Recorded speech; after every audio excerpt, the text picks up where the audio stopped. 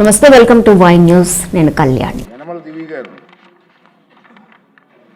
Thank you అధ్యక్ష.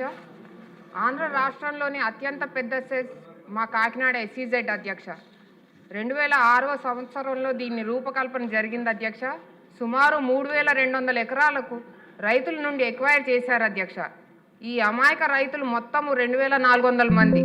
తొండంగి, ఏవి నగరం, కోదాడ, పెరుమాళపురం, ఒంటిమామిడి మరియు కొత్తపాకల్ పంచాయతీల నుండి ఎకరానికి 3 లక్షల రూపాయలు నష్టపరిహారం ఇచ్చి ఆనాడు కాంగ్రెస్ ప్రభుత్వం రైతులకు అన్యాయం చేశారు అధ్యక్ష.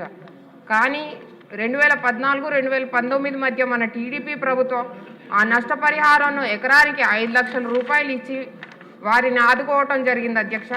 కాకపోతే మొత్తం తీసుకున్న 3200 ఎకరాలలో సుమారు 987 ఎకరాలకు రైతులు ఇంకా నష్టపరిహారం తీసుకోలేదు అధ్యక్ష. వీరి సంఖ్య 1287 మంది రైతులు అధ్యక్ష. అలాగే అరవిందో, కాకినాడ, గేట్వే పోర్ట్, డివీస్ వంటి సంస్థలు మా భూముల్లో వ్యాపారాలు చేసి కోట్లలో లాభాలు గడిస్తున్నారు అధ్యక్ష. కానీ రైతులకు మాత్రం న్యాయం జరగటం లేదు అధ్యక్ష. మీ ద్వారా గౌరవ ముఖ్యమంత్రి వర్యులకు, రెవెన్యూ మంత్రి వర్యులకు, అలాగే పరిశ్రమల శాఖ మంత్రి వర్యులను కోరేది ఏమిటంటే, మా రైతులకు సాధ్యమైనంత ఎక్కువ నష్టపరిహారం ఇచ్చి అదేవిధంగా నిరుపయోగంగా ఉండే భూమిని, ఏ సంస్థకు అలాట్ చేయని భూమిని రైతులకు వాపసు ఇవ్వాల్సిందిగా చేతులు జోడించి విన్నవించుకుంటున్నాను అధ్యక్ష.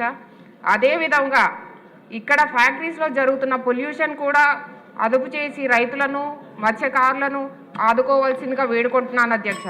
చివరిగా ఎస్సీజెడ్కు వచ్చిన సంస్థలు మా ప్రాంతానికి ఏమీ న్యాయం చేయట్లేదు అధ్యక్ష. ఉద్యోగాలు మరియు కాంట్రాక్ట్ వర్కులు కూడా బయట వారికే ఇచ్చి ఈ ప్రాంతం వారికి అన్యాయం చేస్తున్నారు అధ్యక్ష. ఇది చాలా సీరియస్ ఇష్యూగా పరిగణించి ఒక శాసనసభ కమిటీ వేసి ఈ ప్రాంతం వారికి న్యాయం చేయవలసిందిగా అభ్యర్థిస్తున్నాను అధ్యక్ష.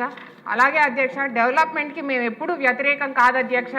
ఈ డెవలప్మెంట్ అనేది ఇంక్లూజివ్గా జరగాలి.